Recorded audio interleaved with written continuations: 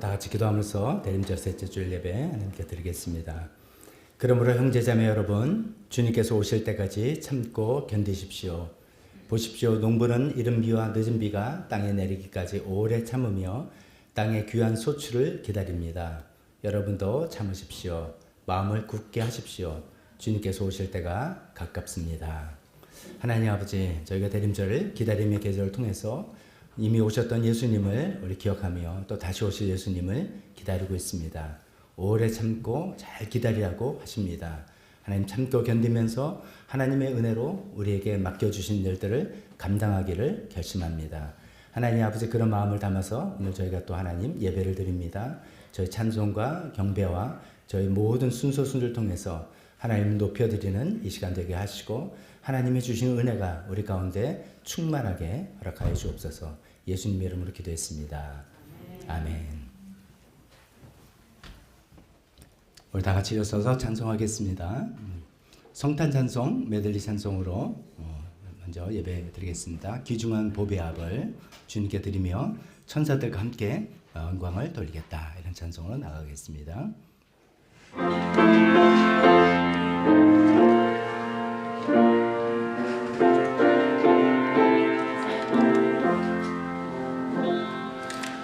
귀중한 보배 압을 주 앞에 드리고 우리의 몸과 마음도 함께 바치세. 진리는 온유하고 사랑은 성결해. 주께서 탄생하신 거룩한 날일세. 주께서 주신 은혜 한없이 크오니 우리가 받은 것을 감사히 바치세. 기쁨을 충만하고 소망을 불려내. 정성과 마음을 다해 경배를 드리세. 들에서 밤을 새며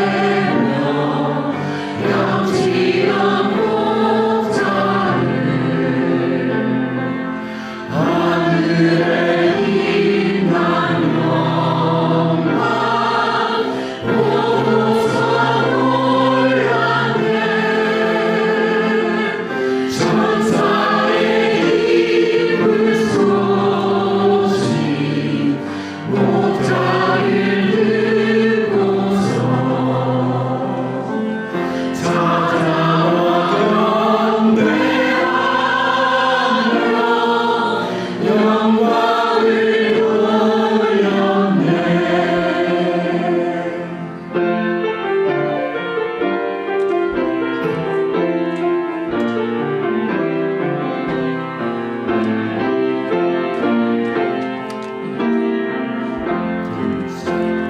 천사들의 노래가 하늘에서 들리니 산과 들이 깊어서 메아리 저울린다.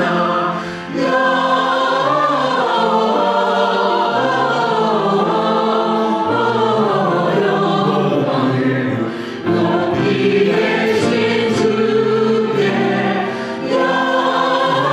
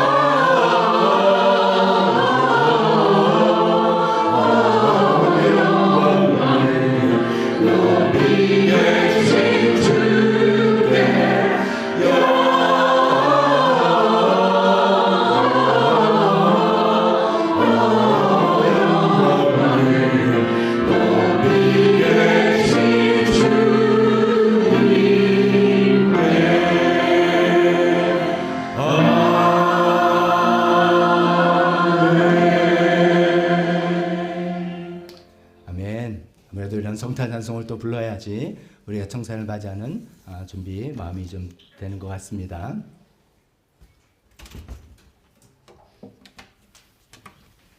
이어서 될 찬송은 예수님께서 이 땅에 오실 때 임마누엘 우리 함께 하시는 주님을 오신다 하셨습니다. 우리 함께 하셔서 우리 모든 삶을 공감해 주시고 이끌어 가시는 인도해 주시는 그런 예수님으로 오시는 것이죠. 그런 마음을 담아서 공감하시네 이 찬송 주님께 드리겠습니다.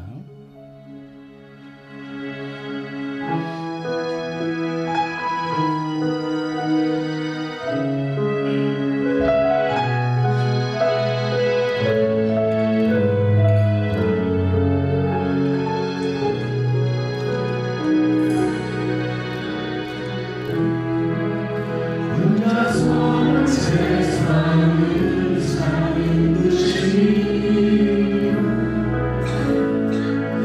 주가 멀어오니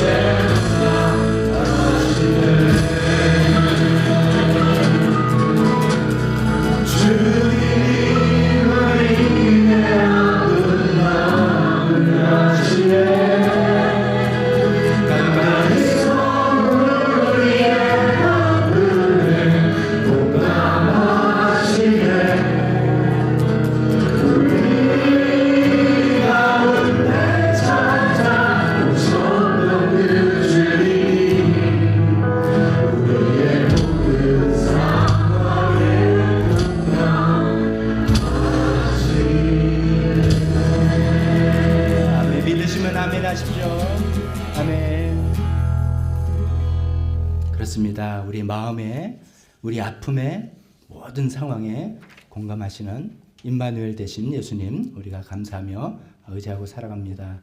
우리 마지막 찬송, 이제 또 연말이 다 되어갑니다. 한 해를 또 돌이켜보면 우리 시편 23편 같은 그 고백을 하지 않을 수 없을 것 같습니다. 주는 내 목자시니 부족함 없도다. 우리 삶 속에 부정함이 있었죠. 그러나 또 돌이켜보면 하나님께서 그것을 다 메꿔주시고 또 만회해 주시고 앞으로도 또 만회해 주실 그 하나님을 생각하면서 그 하나님 집에 내가 영원히 거하겠습니다 라는 그런 고백으로 마지막 찬송을 고백하면 좋겠습니다.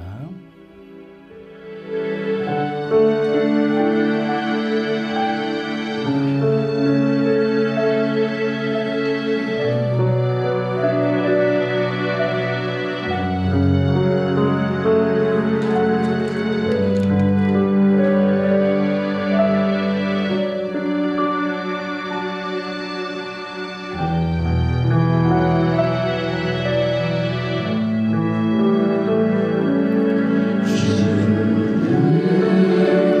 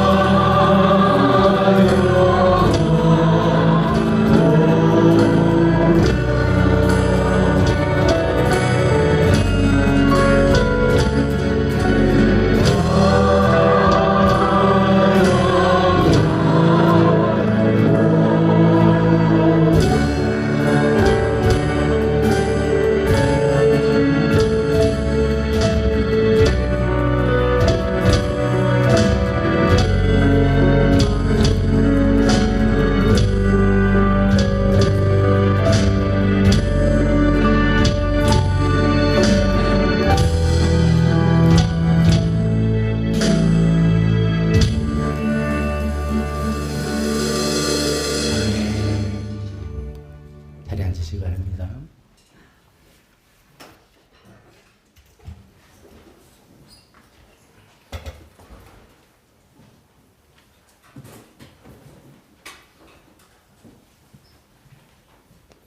그렇습니다. 우리 고백한 것처럼 그 하나님의 풍요로우심을 누가 당하랴, 그런 믿음 고백으로 우리 또 살아가시는 우리 모든 분 되시길 바랍니다. 주보를 보면서 우리 교회 소식 나누도록 하겠습니다. 연말연시 앞으로의 행사들 다시 한번 권고드립니다. 주일날은 계속해서 우리 대림절 주일로 지키고, 성탄절 예배는 12월 25일입니다. 성탄절 12월 25일 목요일날 수요예배는 2주 없습니다. 목요일날 모이니까 목요일날 11시에 우리 보통 예배 시간 똑같이 11시에 성탄절 예배로 우리 모이겠습니다. 10월 28일 되는 마지막 주일에는 상반기에 한과 같이 우리 세겹줄 기도회로 한번 모이려고 합니다. 예배 드리고 식사한 다음에 오후에 모여서 같이 뜨겁게 찬양도 하고 함께 기도하는 그런 시간입니다. 작년에 한 것처럼 우리 세겹줄이니까 기도 파트너를 장만하셔야 됩니다. 지난번에 한 분 똑같이 3명 하면 재미없을 테니까 조금 다른 분을 섞어서 목장 내에서 또 목장을 넘어서 이렇게 3명씩 좀 짝을 져서 임해 주시면 좋겠습니다. 그리고 우리 이 행사는 주일 예배 오는 분들 다 참석하는 겁니다. 이건 뭐 열심히 하는 분만 그런 게 아니라 정말 우리 JD 리머서부터 단비 목장 또 모든 분들 카이로스 목장 전부 다 함께 모여서 1년에 이제 2번 해보는 건데, 이때 한번 우리가 전교적으로 한번 기도 언제 해보지, 언제 하겠습니까? 다 참석해서 뜨겁게 한번 기도하는 시간 갖도록 하겠습니다. 신년 예배 2026년이죠. 되게 생소하네요. 26년 신년 예배 1월 1일 목요일날, 역시 목요일날 하나님 11시에 하나님께 예배 드리면서 하나님께 첫 시간에 예배 드리고 또 성도들과 함께 교제 나누겠습니다. 파쇄식은 1월 4일 주일날 하도록 하겠습니다. 연말에 행사 많으니까요. 1월 4일날 또 회개와 용서를 위한 파쇄식 용지 준비해서 좀 준비해 드리겠습니다. 1월 18일 주일날 오후에 성도 총회를 하겠습니다. 이렇게 일정 기억하시고 준비해 주시면 좋겠습니다. 지난주까지 13주 동안 말씀의 산 기존 버전 하신 분들은 성경 30장씩, 또 미니 버전은 뭐 10장 정도씩 꾸준하게 우리가 구약 성경 쭉 읽으면서 하나님 말씀으로 함께 했습니다. 그동안 수고 많으셨고 잘 마치셨습니다. 이동기 전사님 아버님께서 갑자기 소천하셨죠. 사실은 이제 언제였나요? 상반기에 구순잔치 하신다고 한국에 오시고 저희 교회에 같이 오셨을 때만 해도 아주 굉장히 건강한 모습이었지 않습니까? 사실 저는 그때 뭐 보고 이 아버님도 저희 아버님 한 100세는 하시겠다 이렇게 생각했는데, 참 사람의 앞내는 알 수 없는 거죠. 뇌졸중이 잠깐 오신 것 같기도 하고, 뭐 이게 실족인지 뇌족인지 몰라서 하여간 그걸로 갑자기 이렇게 돌아가시는데, 그때 아버님 시승기증해서 장례 예배만 다니시던 교회에서 예배 드린다고 합니다. 이동기 선사님 4번 그 장례 참석하러 미국에 갔고요. 또 많은 분들도 부조하로 위로의 마음 표현했으려 믿습니다. 특별기도 우리 계속해서 이상민 집사님 아버님 이제 요양원으로 옮기시는데 아버님 상태를 위해서 계속해서 기도해 주시고, 매주 이상민 집사님이 이제 예배 끝나고 아버님은 또 방문하러 갑니다. 언니네랑 같이 가기 때문에 한 마음 맞추는데, 그때마다 좀 아버님 컨디션 좀 딸들 찾아갔을 때 좀 이렇게 의미 있는 대화도 할 수 있으면 얼마나 좋겠습니까? 그런 시간과 함께 우리 언니 이상희 자매님 아시는 분들 있잖아요. 억척스럽게 계속해서 예수님 믿으라고 구원하라고 막 이렇게 시키는데 너무 고맙죠. 그래서 아버님이 아멘도 응답하시고 그러셨는데, 정말 가족들이 아버님 구원의 확신 가지고 아버님 가족들도 그 확신을 얻고 아버님 보낼 수 있는 그런 시간 되도록 기도해 주시면 좋겠습니다. 윤창수 부사님 동생 이제 항암 치료 시작됐는데 그 힘든 과정들 잘 마치고 재발 없이 끝나도록 강성희 집사님 옳게, 또 이금자 어머님 수술 앞두고 있는 모든 것들 위해서 기도해 주시기 바랍니다. 카페 대관 오늘도 있고 다음 주도 있습니다. 좀 양해와 협조 부탁합니다. 계속해서 네팔, 나라, 북한을 위해서 계속해서 우리 기도하는 시간 갖도록 하겠습니다. 이 시간에 대표 기도와 헌금 시간으로 이어지겠습니다.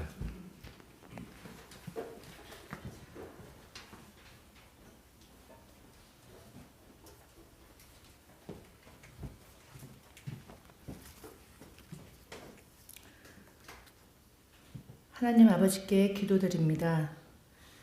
지극히 높으신 주님을 찬양합니다.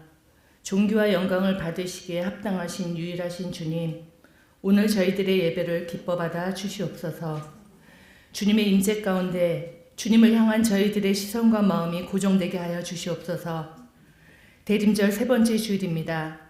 저희를 이토록 사랑하사 주 하나님이신 예수님께서 이 땅에 인간의 몸으로 오셔서 저희를 대신하여 십자가에서 피 흘려 돌아가시고 다시 살아나시어 영원한 생명의 길로 인도하신 그 은혜와 사랑에 깊이 감사드립니다. 나약하고 자격 없는 저희를 사랑한다고 말씀하시는 주님, 저희들의 영이 헤매이지 않도록 주 성령님 붙들어 주시고 주님의 사랑으로 가득 채워져 흘려보낼 수 있는 축복의 통로가 되게 인도하여 주시옵소서. 감사할 일이 너무 많았던 올 한 해 특별히 더 감사한 것은 수협과의 대출 상황과 좋은 조건으로 재계약하게 하심을 감사드립니다. 사랑하는 교회 모든 성도들이 한 마음으로 하나 되게 하심을 경험하며 주님의 일하심을 보았습니다. 살아계신 나의 주님을 찬양합니다. 주님의 기뻐하시는 뜻에 따라 우리 교회가 전도에도 힘써 한 영혼 구원하여 제자 삼으시라는 소명을 또한 충성되게 순종하게 하시어 주님의 뜻이 저희들의 삶 가운데 아름답게 이루어지 가길 기도드립니다. 교만은 가장 위험한 악이며 모든 죄의 근원이라 하셨습니다. 옳고 그름을 내가 분별하는 것도 교만, 사람을 자기 잣대로 평가하고 판단하는 것도 교만, 불안해하며 현실에 감사하지 않는 것도 교만이고 기도하지 않는 것도 교만한 사람이라는 것을 알았습니다. 기도는 주님과 연결되는 유일한 생명줄입니다. 기도로 삶의 양식을 공급받게 하여 주시옵소서. 기도하며 구하는 모든 것들 중에서도 가장 중요한 하나님을 향한 믿음을 구하는 기도에 더욱 갈급하게 하여 주시옵소서. 올바른 기도를 통하여 내 삶의 주인은 내가 아님을 하나님이심을 명백하게 깨달아 알게 하시며 온전하신 주님만 바라보는 저희 모두가 되게 도와주시옵소서. 하나님은 또 역사의 주인이십니다. 불안정한 국제 국내 정세와 전쟁과 패권주의로 혼란스러운 이 시대에 살고 있는 저희들입니다. 영원한 권세자는 주님뿐이심을 드러내 주시옵소서. 세상은 하나님의 주권으로 운행하심을 믿습니다. 우월하시고 유일하신 나의 주님, 이 어두운 세상에서도 빛의 자녀로 참된 크리스찬으로 살아갈 수 있는 저희 모두가 되게 도와주시옵소서. 더불어 목장 모임을 통하여 세상과는 구별된 주님의 자녀된 모습으로 성장하는 시간 되게 하여 주시옵소서. 목자 목녀들이 맡겨진 사명을 잘 감당할 힘을 주시고 선하신 주님만을 의지하며 거룩한 믿음의 동력자로 세워주시길 기도드립니다. 우리 교회에 아프신 분들과 그 가족을 위하여 기도드립니다. 육체의 아픔을 인하여 마음과 영이 흔들리지 않도록 꼭 붙들어 주시고 영과 육이 회복되시길 기도드립니다. 그리하여 단단한 영으로 거듭나는 새 생명의 삶으로 살 수 있도록 축복하여 주시옵소서. 주일 학교를 위하여 기도드립니다. 주일을 기쁨으로 기다리는 우리 아이들이 되게 도와주시옵소서. 형식적인 주일 예배가 아니라 참 지혜이신 주님을 알아가며 주님의 인도하시는 뜻에 따라 말씀으로 성장하길 기대하며 기도드립니다. 힘겨운 상황 가운데에서도 특별히 헌신하시어 여러 해 동안 매주 수고해 주시는 교사 선생님들을 기억하여 주시길 기도합니다. 연약한 저희들이기에 지칠 때가 많이 있는 줄 압니다. 주님, 새 힘을 부어주시어 감사와 기쁨으로 충전이 되어 주님의 나라와 의를 구하는 일에 기꺼이 동참하게 하시고 주님만이 주실 수 있는 명예와 영광으로 채워주시옵소서. 12월 28일 주일 세겹줄 기도회를 위해 기도드립니다. 찬양과 기도가 하루의 삶 가운데 빼뜨릴 수 없는 삶의 일부가 되어져서 주님을 이전보다 더욱 사랑하며 전능하신 주님을 더 신뢰하게 되는 은혜의 시간 되길 간절히 기도드립니다. 기도는 이 세상을 살아가게 하는 영적인 힘임을, 기도는 저희들의 교만한 마음을 낮아지게 하시는 회개의 시간임을 깨달아 알게 하여 주시옵소서. 진정한 가치와 생명은 예수 그리스도 안에만 있음을 명백히 깨달아 알게 하여 주시옵소서. 약한 자를 사용하시고 순종하는 자를 사랑하시는 주님, 오늘 이 자리에 모인 우리들에게 긍휼을 베풀어 주시고 성령님의 임재가 가득하길 기도드립니다. 말씀 전하시는 박덕주 목사님을 통하여 하늘나라의 놀라운 비밀을 알게 하시며 이 세상에서 추구하는 일방적인 상식에서 벗어나 주님의 기뻐하시는 그 삶의 길로 살아갈 용기와 힘을 허락하여 주시옵소서. 날 위해 이 땅에 오신 주 예수 그리스도의 이름으로 감사드리며 기도드리옵나이다.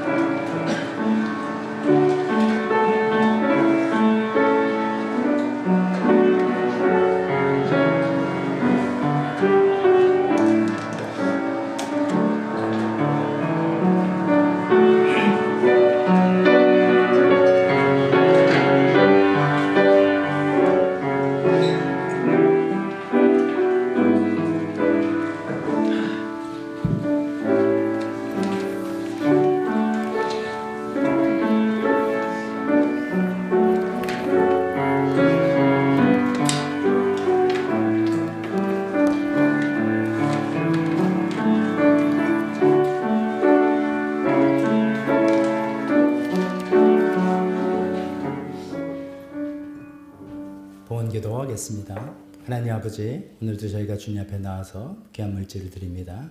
우리 삶을 이 물질로 공급하여 주심을 감사드립니다. 하나님 아버지, 계속해서 우리 삶이 물질로 살아가는 삶이 아니라 돈에 의지하고 사는 삶이 아니라 하나님의 뜻을 따라가는 삶, 하나님께서 주시는 힘으로 살아가는 삶이라는 것을 이 헌금 시간을 통해서 고백을 합니다. 하나님, 저희 마음을 받아주시고 저희 정성을 받아주시고 드린 손길에 하나님 은혜 주시고 또 이것을 통해서 교회 하나님 나라에 필요한 것들 다 채워 주시옵소서. 예수님 이름으로 기도했습니다. 아멘.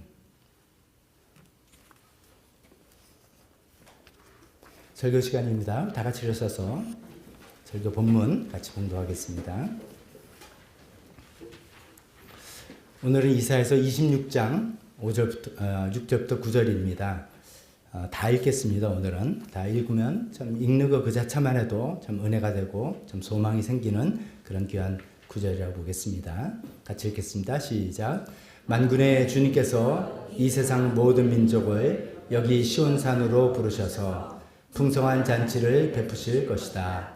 기름진 것들과 오래된 포도주, 제일 고운 살코기와 잘 익은 포도주로 잔치를 베푸실 것이다. 또 주님께서 이 산에서 모든 백성이 걸친 수의를 찢어서 벗기시고 모든 민족이 입은 수의를 벗겨서 없애실 것이다. 주님께서 죽음을 영원히 멸하신다. 주 하나님께서 모든 사람의 얼굴에서 눈물을 말끔히 닦아주신다. 그의 백성이 온 세상에서 당한 수치를 없애주신다. 이것은 주님께서 하신 말씀이다. 그날이 오면 사람들은 이런 말을 할 것이다.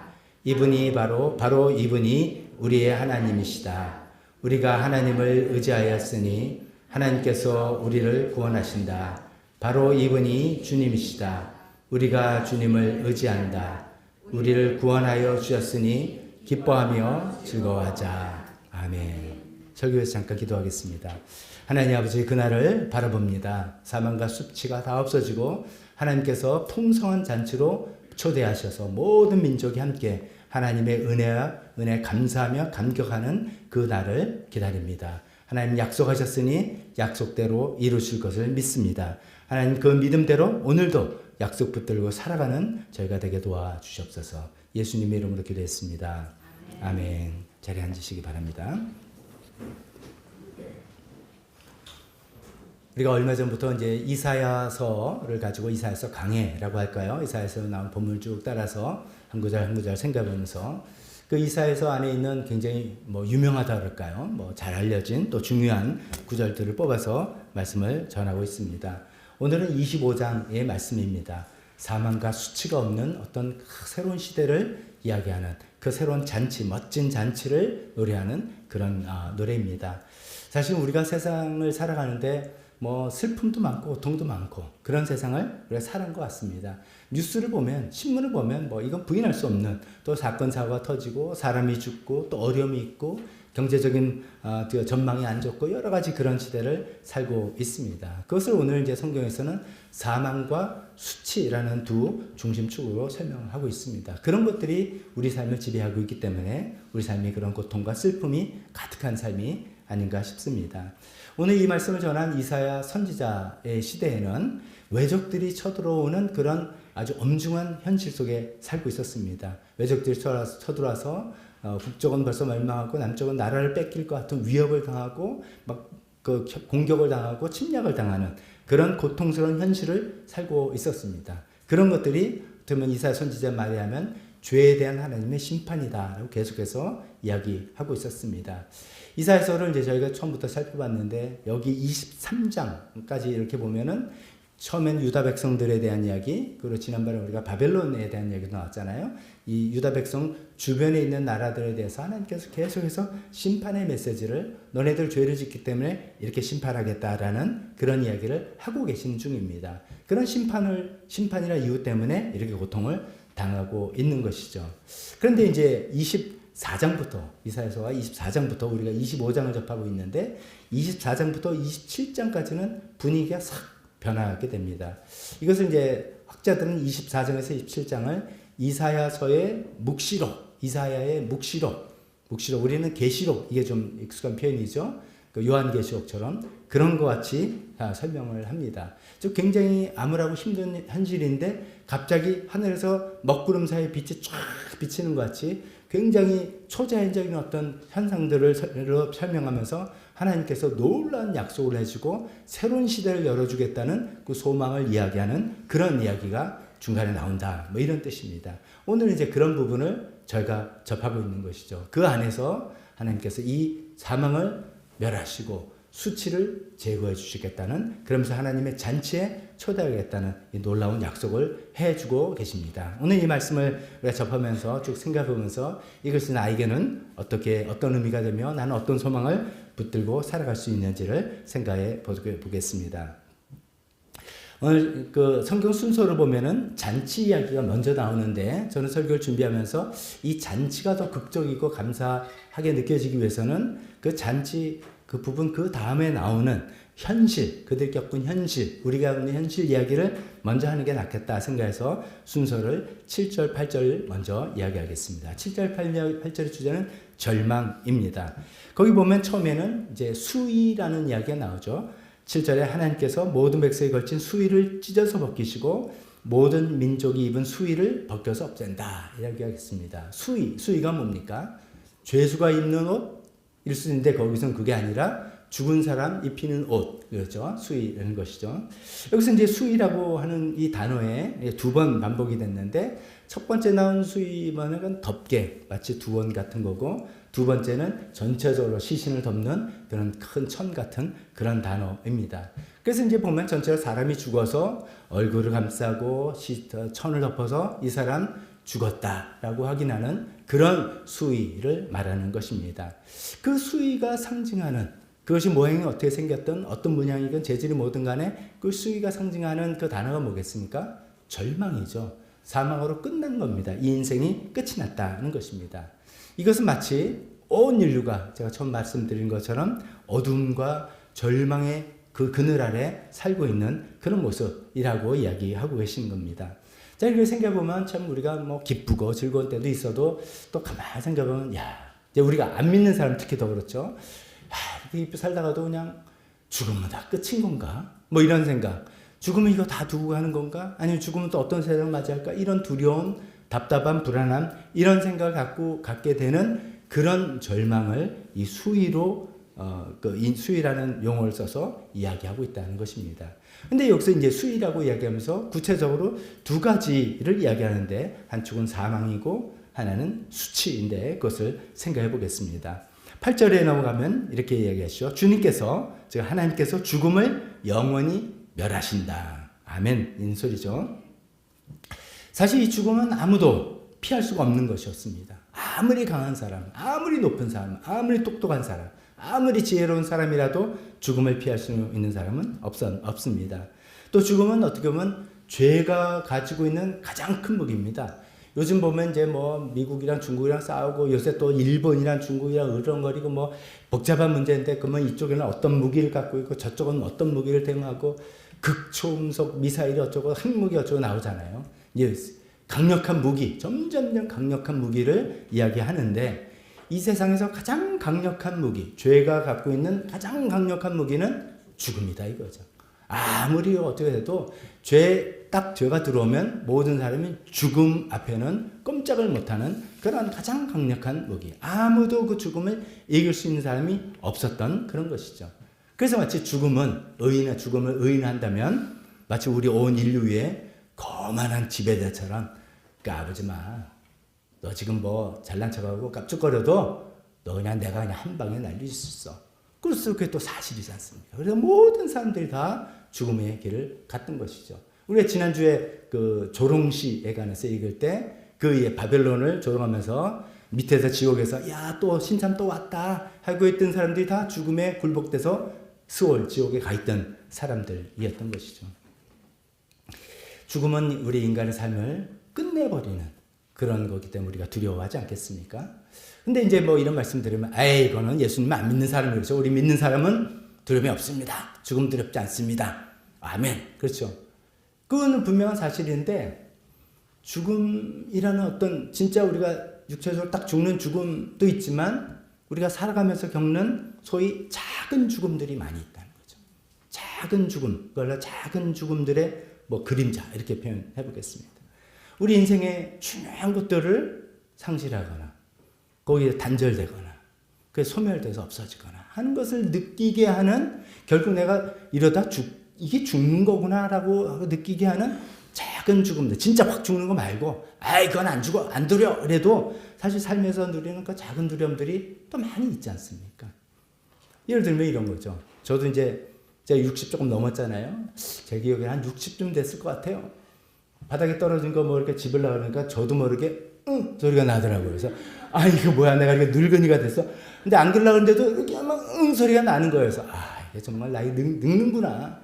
우리 정말 한 해 한 해가 다른 거죠. 그래서 몸 관리 안 하고 그러면은 이게 막 녹슬고 이렇게 되는 거죠. 그러면 점점 내가 점점 죽어가는구나 라는 생각에 찬바람 싹 불고 뭐 좀 이렇게 낙엽 떨어지고 그러면은 말랑거리 해가지고 이거 뭐 이런 생각이 든단 말이죠. 이게 노화 또 병 들어보세요. 질병 이게 작은 죽음의 그림자가 우리를 끊임없이 공격하고 있다는 것이죠. 또 실패와 좌절이라는 죽음의 그림자 있죠. 직장에서 내가 어떻게 하다가 뭐 해고를 당한다든지 사업을 하다가 망한다든지 뭐 작년에도 100만 명의 장업자들이 폐업을 했다. 기사를 우리가 듣지 않았습니까? 100만 명의 장업자는 작은 죽음을 경험한 거예요. 그 자기 퇴직금인지 뭔지 막 쏟아서 매덕을 넣어서 했는데 문을 닫은 거잖아요. 뭐 끝났다라고 생각을 하는 그런 거잖아요. 열심히 공부했는데 내가 원하는 대학을 못 들어간 거예요. 그래서 뭐 안 되고 뭐 학교 어떻게 진로 어떻게 될지 모르고 이게 작은 죽음 이런 것이죠.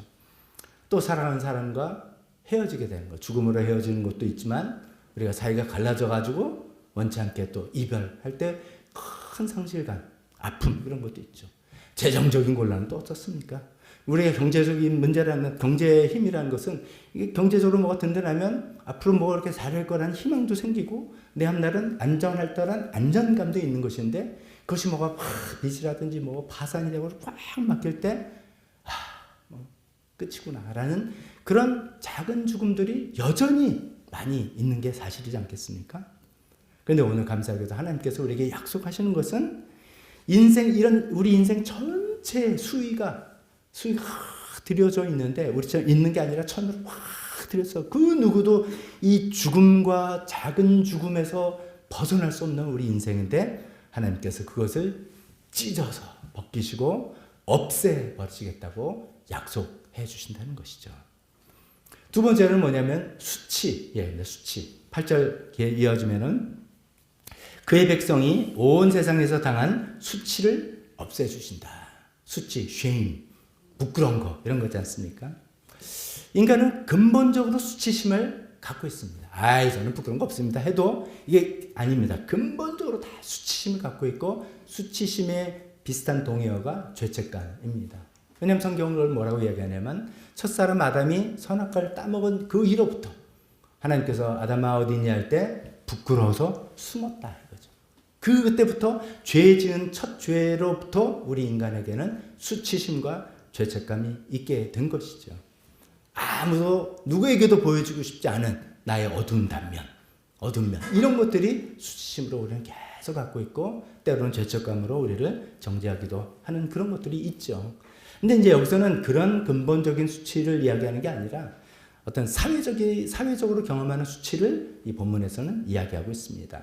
당대 이스라엘은 어떤 시대라고 했습니까? 외적들이 끊임없이 공격했습니다. 그래서 우리가 역사를 알지 않습니까? 결국 남쪽 유대가 바벨론에 의해서 멸망했다. 바벨론에서 멸망했다는 것은 멸망이라는 관념적인 용어를 쓰지만 실제로는 어떤 얘기겠습니까? 왕궁이 불타고 성적이 회파되고 가족 집안 식구들 다 불불이 터지고 가족들이 죽음을 당하고 여자들이 있지만 몹쓸지를 당하고 아이들이 끝나고 뭐 정말 생족을 겪은 그런 수치잖아요. 그러면서 그 중요한 엘리트들이 전부 다 포로로 끌려가서 바벨론에 끌려가서 거기서 노예 생활을 하게 되는 그런 민족적인 수치를 이야기하는 것이죠. 시편 137편에 보면 이스라엘 유대 사람들이 바벨론의 포로로 끌려가서 그들이 경한 이 수치와 모욕심 가운데서 울부짖었던 노래가 기록되어 있습니다. 137편 1절에 우리가 바빌론의 강변 곳곳에 앉아서 시온을 생각하면서 울었다. 그 시온은 예루살렘을 이야기합니다. 우리가 그때 예루살렘 성전에서 하나님을 예배하고 그렇게 살았는데 이제 나라를 망하고 포로로 끌려가서 이 남의 땅에 와서 여기서 울고 있는 거예요. 왜 우냐면은 그 바벨론 사람들이 야 유대인 너는 노래 잘한다며 야 연주 좀 해봐 라고 시키는 거예요. 자기를 멸망시켰던 사람들이 자기한테 노래를 시키라고 조롱하는 이 수치심에 우리가 악기를 그 강변에 남에 걸고 우리는 노래를 못한다 막 하고 슬퍼하는 그 시편입니다. 그런데 좀 신기한 거는 이건 사이드인데 신기한 거는 뭐 저랑 동시대 밑에 분들 그 독일의 그 그룹 보니엠이라고 아세요? 땅땅땅땅 by the rivers of Babylon 왜 하는 거잖아요. 이거 얼마나 경쾌합니까? 그죠?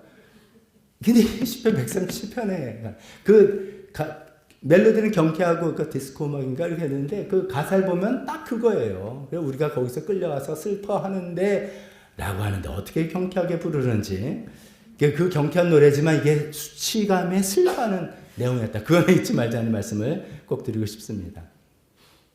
자, 이스라엘 사람들 그런 수치를 하나님께서 제거해 주시겠다 합니다. 우리는 어떻습니까? 우리도 민족적인 수치를 겪었던 때가 있지 않습니까? 나라를 뺏기고 망국의 서러움, 일제 치하 때 나라를 뺏기는 그런 민족적인 수치를 겪었습니다. 우리나라도 약소국의 서러움을 겪었습니다. 저 대한민국 독립을 했다는데 저 나라에서 뭐가 된다면 내 손에 장을 찢은다는 사람들이 있었단 말이죠. 6.25 때 형편없이 원조에만 의존하고 살던 그런 나라였죠. 그때 만약에 우리가 살았다면 우리는 이 국가적인 민족적인 수치를 똑같이 우리도 겪고 살고 있었을 것입니다. 그러나 하나님의 은혜로 또 많은 사람들의 수고와 헌신으로 해서 우리나라가 부강해지고 지금은 세계에서 강대국과 어깨를 나란히 하게 됐죠.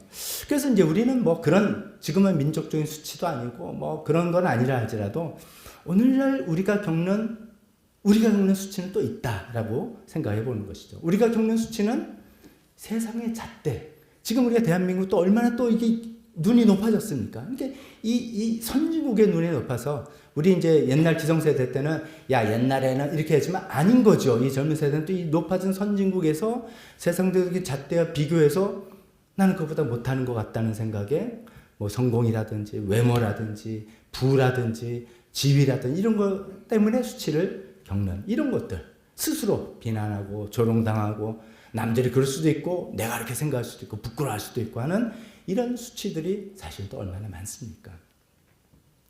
부끄럽지만 제 이야기 해보겠습니다. 제가 겪었던 수치 두 가지. 예전에 한번 말씀드린 적이 있을 것 같습니다. 하나는 제가 중학교 1학년 때니까 한 74년도 그 정도였을 것 같습니다. 요즘은 상상을 못할 겁니다.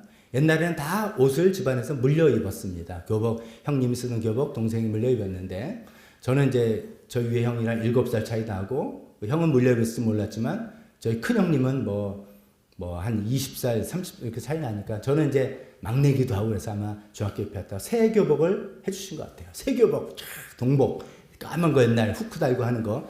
그걸 입고 이제 하는데, 이제 신학기니까 아직도 추웠을 때예요. 그러니까 이제 이 집안에 옛날에 난방 잘 안 되니까 아침에 춥단 말이에요. 그래서 이제 학교 등교 준비를 하면서 조금이라도 옷을 좀 따뜻하게 해보려는 욕심에, 미련한 욕심에 전열기, 그 빨간 전열기 있잖아요. 거기다가 옷을 걸쳐놓고 막 준비를 하고 입으려고 보니까 어떻게 됐겠어요?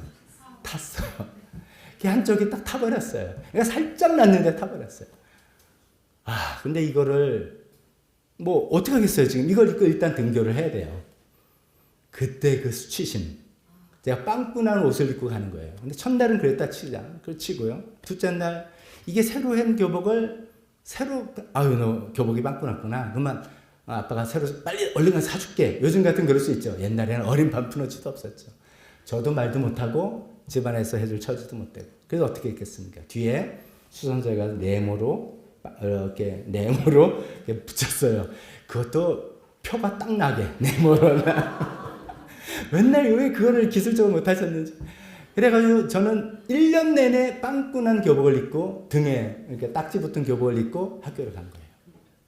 버스를 타고 다녀도 사람들 안 보이게 하려고. 수업 시간에 발표 꿈도 못 꿔요. 일어서면은 뒤에 다 보일 거 아니에요. 애들이 다 알고 있어요. 근데도 제가 창피해서 1년 내내 등에 나는 빵꾸가 있어 이라는 이 수치감에 얼마나 제가 자존감이 낮아졌는지 모릅니다.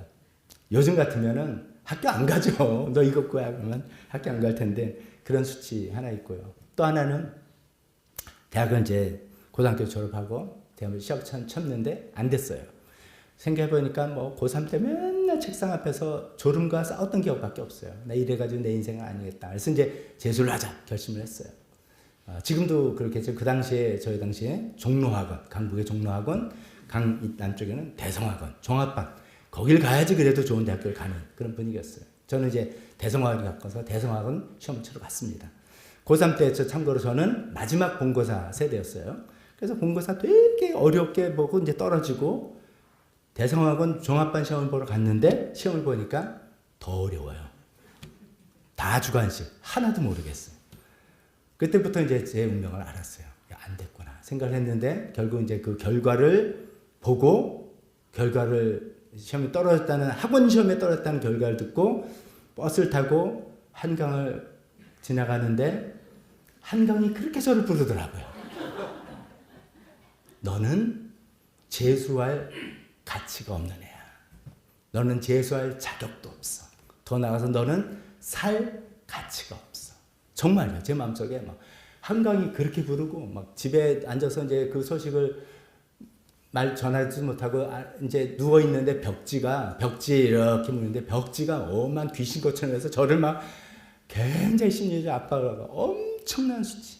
그때가 이제 언제냐면 우리나라 민주화가 막 일어날 때입니다. 제 친구들은 전부 다 민주화 소위 운동을 하고 있고 광주사태 일어나는데 저는 쓸쓸한 단과반을 전전하는 재수생. 정말 그 1년이 정말 수치스러웠어요. 정말 부끄럽고 창피한 그런 시간이었습니다.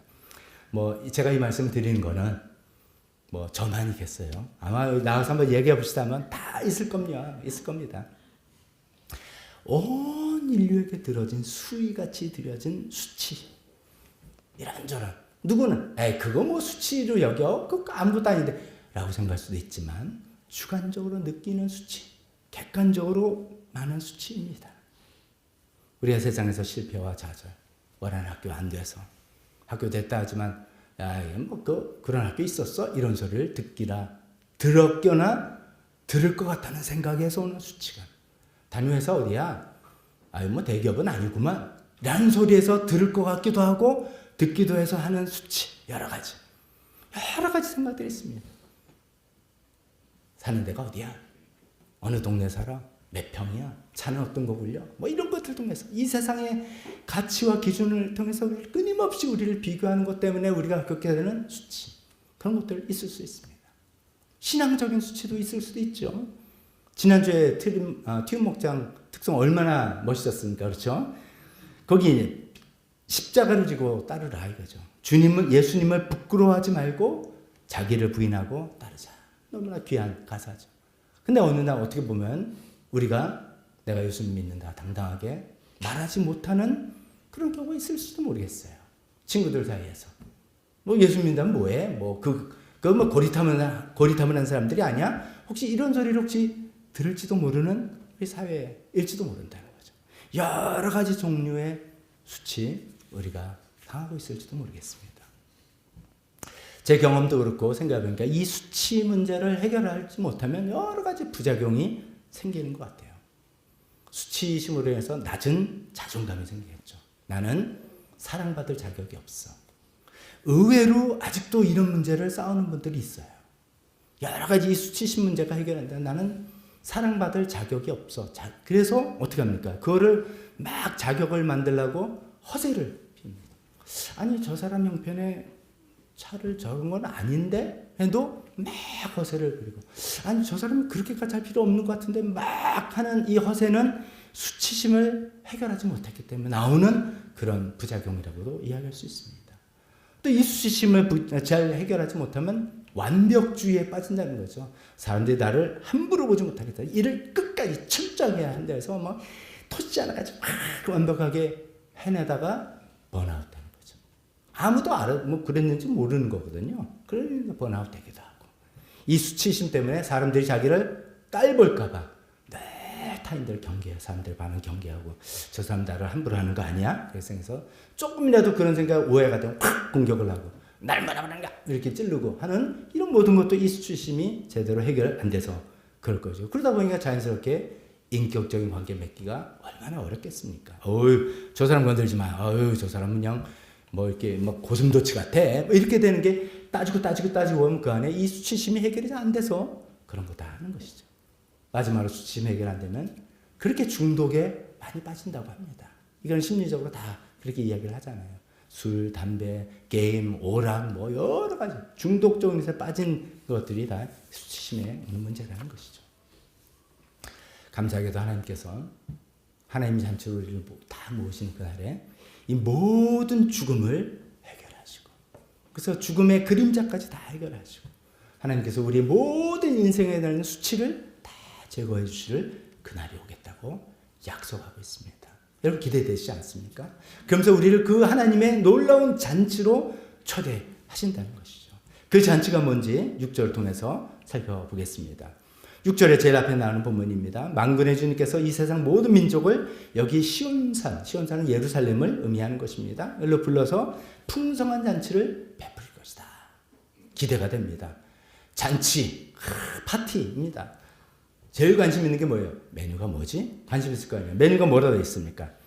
기름진 것들과 오래된 포도주, 제일 좋은 살코기와 잘 익은 포도주로 잔치를 뵐 것이다.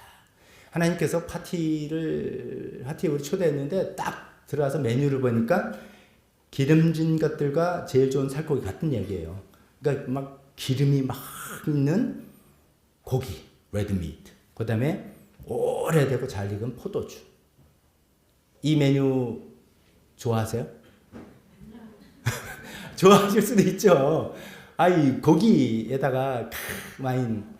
근데 교회 다니는 사람 술 마시는 거 아닌 거 아니야? 뭐 이게 좀 불편하기도 하고 어떤 분은 나는 해산물이 좋은데 나는 건강상 거기는 그 기름 요새 안 좋은데 뭐 이런 생각이 들기도 하고 저는 신선한 야채, 과일이 더 좋겠습니다. 이거를 제가 드리면서 문자적으로 생각하면은 안 된다는 거죠. 그래서 우리가 여기서 상상력을 좀 이렇게 동원해 보겠습니다. 상상력을 동원해서 하나님이 그러니까 사망과 수치를 다 제거하시고 하나님께서 놀라운 시대를 여신다는 것을 잔치라고 표현했는데 첫 번째 이 성경에 나온 그대로 하면은 잔치, 항상 음식이 있는 잔치인데 그 메뉴는 여러분 좋아할 수도 있고 안 좋아할 수도 있고 막 이래요. 근데 이제 그 메뉴가 중요한 게 아니라 거기 가면 포도주 있더래. 그러니까 여기서 포도주 마시는 거 성경적이야. 이런 얘기를 하실 게 아니라 그런 얘기 아니라 의미상 이거는 가장 오래 하나님께서 준비하시고 최고로 마련해 주신 기쁨과 만족이다라는 것을 이 잔치로 표현한 거예요.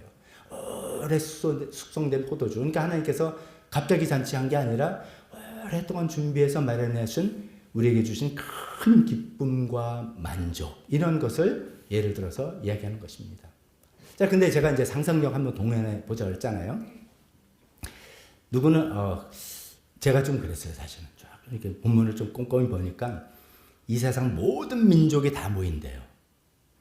근데 성격상 이제 외향적인 분들은 그래서 뭐 중동 사람도 사귀어보고 이참에 저기 러시아 사람도 이야기해보고 다 하겠다 뭐, 그리고 메뉴도 괜찮네 할 수도 있지만, 아이 성격인 사람은, 소극적인 사람은 좀 부담스러워. 그런 자리에 가는 게 좀 부담스러울 수 있어요. 그냥 아는 사람끼리, 좋은 사람끼리 있으면 좋은데, 낯선 사람이 좀 부담스러워 하는 분들은 하나님께서 이런 잔치를 마련했습니다 해봤자 그게 별로 안 좋게 느껴질 거 아니에요. 그래서 이게 상상력을 발휘하자는 거예요. 그런 분에게는 이렇게 생각하셔도 돼요. 최고급 프라이빗 리조트. 어떻습니까? 여러분들이 딱 가족들과 친한 친구들끼리만 초대돼서 거기를 가면 비행기를 타고 쫙 가가지고 배 타고 1시간 떨어져 있어. 섬에 아무도 없어. 거기 가면 서핑해 주는 사람들만 있고 조용히, 세상에 다른 사람 이목 신경 쓸 것도 없어요. 그래서 참 거기서 뭐 고급 음식에다 편하게 쫙 쉬는 그런 프라이빗 최고급 리조트로 하나님께서 마련했다. 그럼 또 좀 좋지 않겠습니까? 그건 굉장히 우리에게 위로가 되고 안식이 되는 그런 의미로 생각할 수도 있습니다. 또 이렇게 생각할 수도 있습니다. 노벨상을 받는다 생각해보세요. 최근에 뉴스된 게 베네수엘라의 그 마차도 여사, 그분이 이제 이렇게 탈출해가지고 오슬로에 가서 노벨상 받았다 뭐 이런 얘기 나오는데, 노벨상을 받거나 운동선수 같은 사람은 올림픽 금메달을 따거나 그러면 뭐 최고의 영예와 사람들의 인정, 그런 거 아니겠습니까? 그렇게 생각을 되는 거예요. 이 표현이, 하나님 잔치라는 표현이 결국 하나님께서 그냥 실컷 밥 먹자 그러시는 건가? 물론 밥이 중요하지만 그것만, 그런 문자적인 의미를 넘어선 풍성한 의미를 담고 있다고 제가 말씀드리려고 하는 것입니다. 그래서 노벨상이나 금메달, 올림픽 금메달 같은 최고의 영예, 하나님부터 인정, 이런 거라고도 볼 수가 있는 거고요. 제가 이제 뭐 다른 사람 의견들 가지고 지금 말씀드리는 겁니다. 또 하나 이런 것도 있어요. 이거 좀 어떻게 생각할지 모르겠는데, 이건 저 어떻게 생각하냐면, 아무리 써도 줄지 않는 원금 보장형 최고의 배당주. 내 원금은 하나도 훼손이 되지 않은데 배당금이 따박따박 나와가지고 먹고 사는데 아무나 불편함이 없어요. 계속 원금은 늘어나. 그러면서 막 걱정인데 하나도 없어. 내 가치가 하나도 훼손되지 않고, 세상의 가치는 흔들리잖아요. 근데 하나도 훼손되지 않고 안정되고 편안한 그런 삶. 네 가지 중에 뭐가 제일 마음에 드세요? 근사한 메뉴 잔치, 최고급 프라이빗 리조트, 노벨상이나 금메달 올림픽, 네 번째 원금, 평생 원금 보장 최고의 배당주. 교사 예배도 보니까 4번이 압도적이었어요. 제가 이제 웃자고 하는 이 소리고, 제가 이 말씀을 드리는 거는 우리가 성경을 읽으면서 문자적으로 생각해 보면 이런 거죠. 하나님의 잔치? 거기 하면 고기 먹고 포도주 마시는 거야? 난 그런 거 싫은데 별로구나. 이렇게 생각하지 말자는 뜻입니다. 그 시대의 단근 의미, 그 당시에는 고기 못 먹고 기름이 최고였어요. 기름, 지방이 최고였어요. 지금은 살 뺀다고 안 먹는다고 그랬지만 가장 최고급으로 우리에게 최선의 것으로 맛있게 먹는 것뿐만 아니라 하나님께서 너무너무 준비하셔서 기쁨과 만족이 가득 차고 최고의 안식과 위로가 되며 모든 영광과 인정을 받고 영원토록 평안해 걱정 없이 살아가는 그런 세상을 주신다. 이렇게 이해해보자는 그런 취지에서 제가 여러 가지 은유를 써봤습니다. 하나님께서 그런 세상을 마련하고 계신다는 겁니다. 그런 것이 구원의 잔치라는 것입니다. 그 잔치를 마련하기 위해서 하나님께서는 예수 그리스도를, 예수님 아들 독생자를 보내셔서 그 핏값으로 모두 우리를 사셔서 그 놀라운 복된 자리를 마련해 주셨다는 겁니다. 그 자리에 더 이상 사망은 없고 그 자리에 수치는 다 없어지는 그런 자리, 그런 잔치에 하나님께서 저와 여러분을 초대하셨습니다. 여러분들 그 잔치에 가고 싶지 않으십니까? 별로인 것 같아요. 여러분 그런 잔치에 가고 싶지 않으세요? 아멘이시지 않습니까? 제가 이제 먹는 것만 하면은, 글쎄요, 저는 제가 좋아하는 메뉴 이럴까봐 여러 가지 섞어서 이야기해 본 겁니다. 그런 잔치 우리 하나님께서 초대해 주셨습니다. 그런데 중간에 이런 질문이 있습니다. 그 사망과 수치를 없애주겠다는 그 약속은 진짜 이루어지는 건가? 이런 생각을 짧게 해보겠습니다. 먼저 이사야 선지자가 이 놀라운 비전을 하나님의 말씀을 전했을 때 듣는 사람은 말도 안 된다 생각했을 겁니다. 어떻게 사람이 안 죽어? 사람이 안 죽는 게 세상에 말이나 돼? 이렇게 생각했을 것입니다. 그러나 이사야 시대로부터 700년 후에 예수님께서 이 땅에 오셨습니다. 그래서 우리가 성탄절을 기뻐하죠. 그 예수님께서 저와 여러분의 모든 사람 죄를 다 담당하시고 십자가에 죽으셨는데 그것으로 끝난 게 아니라 장사 지냈던 그 예수님께서 부활하셔서 정말 하나님께서 이 죽음을 이사야서 25장 8절 말씀에 죽음을 멸하셨다는 것을 입증해 보셨습니다. 사도 바울이 그 말씀을 고린도전서에 이렇게 인용합니다. 지난주에 인용했던 그 말씀이에요. 지난주에 고린도전서 15장을 인용하면서 왜 제가 조롱의 문학이 있다. 그 이야기하면서 그 조롱은 죽음을 조롱한다라고 했는데 그 앞부분까지 하면 이렇게 되어 있습니다. 54절부터 그때 사도 바울이 말해 이렇게 기록한 성경 말씀이 이루어질 것입니다. 라고 하는 이렇게 기록된 성경 말씀이 바로 오늘 본문인 이사야서 25장 8절이란 말씀입니다. 그러면서 죽음을 삼키고 승리를 얻었다. 죽음아 너의 승리 이제 없다. 죽음아 너의 독침 없는 거야. 끝났다. 라고 외치는 그 시대가 왔습니다. 한 가지만 더 말씀드려 볼게요. 제가 이런 표현들, 어떤 때 우리가 이런 어떤 표현들이 좀 문학적인 표현들이 내가 딱 박히면 그에 굉장히 감동도 되고 힘이 되는 것들이 있는 것 같아서 그거를 좀 알려드리려고 말씀드렸습니다. 이것도 이제 제가 몇 전 한 두어 번 말씀드렸는데 16세기 영국의 성공의 사제이면서 시인인 존 던이라는 사람이 있습니다. 그분이 이 죽음에 대해서 이런 부활로서 사망을 이겼다라는 것을 묵상하면서 이런 시를 썼는데 그때 한번 예전에 소개했는데 짧게만 다시 한번 인용해 볼게요. 시작이 이렇게 됩니다. 죽음이여 자만하지 말라. 왜 그렇습니까? 죽음이 자만한 거예요. 죽음 앞에 장사가 없는 거예요. 모든 잘났다는 사람, 모든 똑똑한 사람 다 죽음에 졌는데 이제 부활 이후에 죽음아 너 자만하지 마. 이렇게 이야기하는 거죠. Death, be not proud 라고 하는 시입니다. 그러면서 쫙 이야기를 하다가 제일 끝에 행만 읽어보면 우리가 예수 믿은 우리를 향해서 하는 말입니다. 짧은 잠을 자고 나면 우리는 영원한 생명으로 깨어난다. 그리고 죽음은 더 이상 없을 것이다. 죽음아 너는 죽으리라. 우리가 이 말씀을 기억합시다. 죽음아 죽음이여 너 자만하지 마라. 그러면서 죽음아 너는 네가 죽을 거야. That thou shalt die 라고 하는 그 표현들을 우리가 좀 기억할 수 있다면 기억하면서 우리가 죽음에 대한 공포, 두려움 또 그걸로 인해서 생기는 많은 작은 두려운 죽음들 이런 것들이 우리를 엄습해 올 때 그 작은 죽음들은 잔재, 그림자이지 않겠습니까? 그런 것들을 통해서 우리가 이겨나갈 수 있는 우리가 되었으면 좋겠습니다.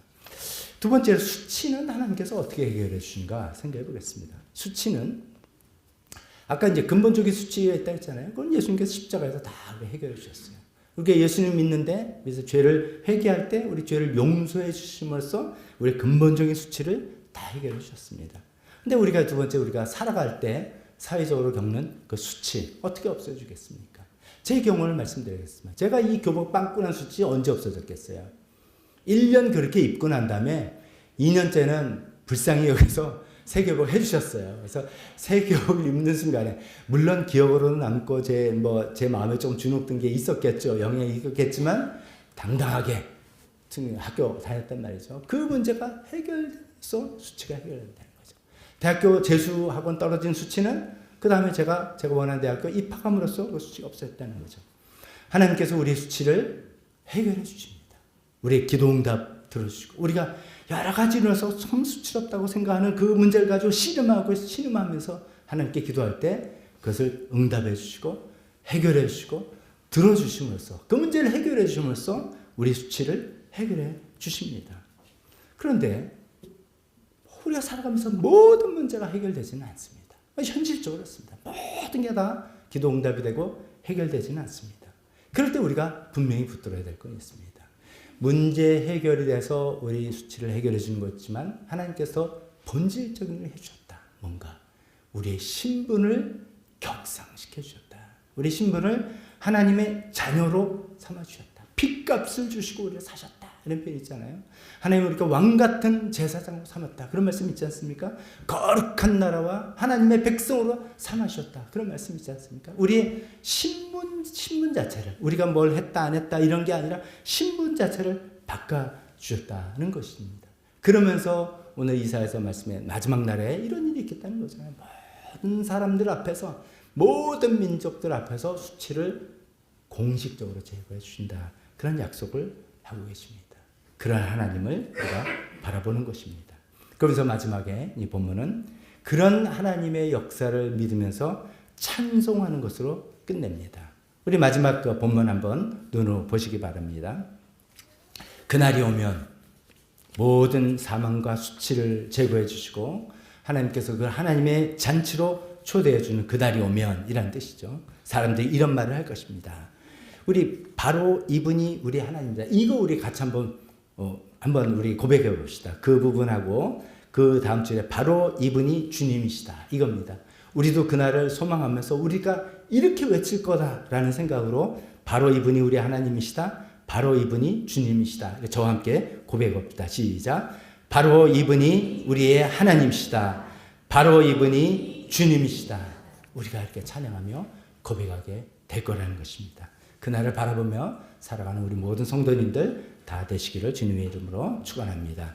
오늘 반주해 주실 때 우리에게 다가오신 말씀들 있다면 하나라도 붙들고 그걸 가지고 실험하면서 그날을 바라보면서 죽음과 우리는 믿습니다. 죽음 다음에 우리 천국 가다 믿지만 어쩌면 우리는 그 작은 죽음들 때문에 더 신음하고 고통당하고 있는지 모르겠습니다.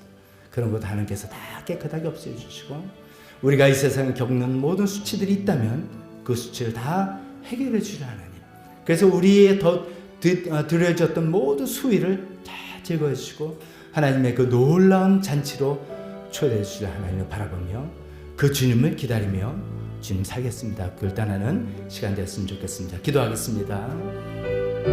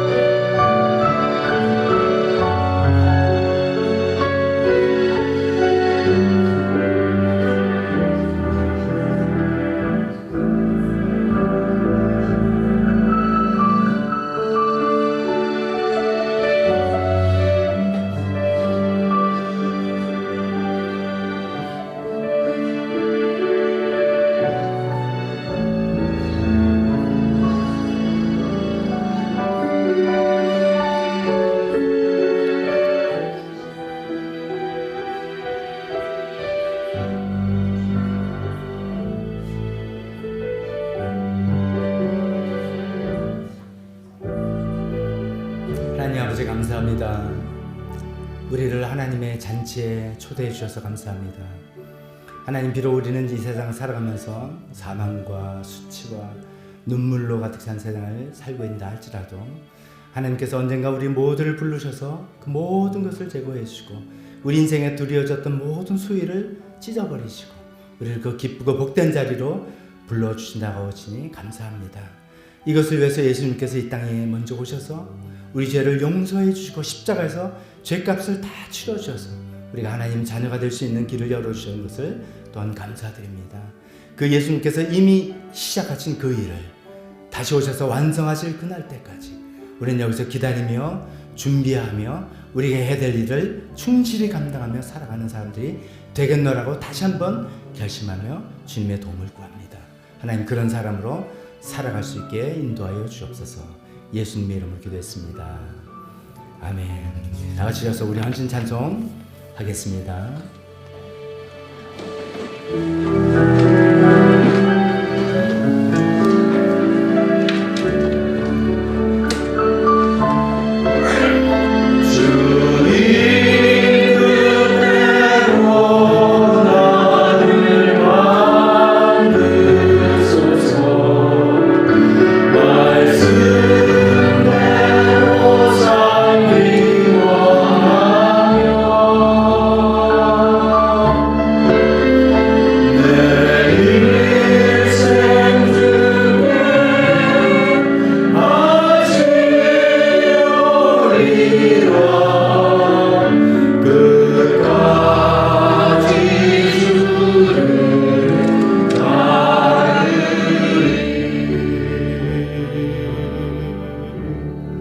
축도하겠습니다.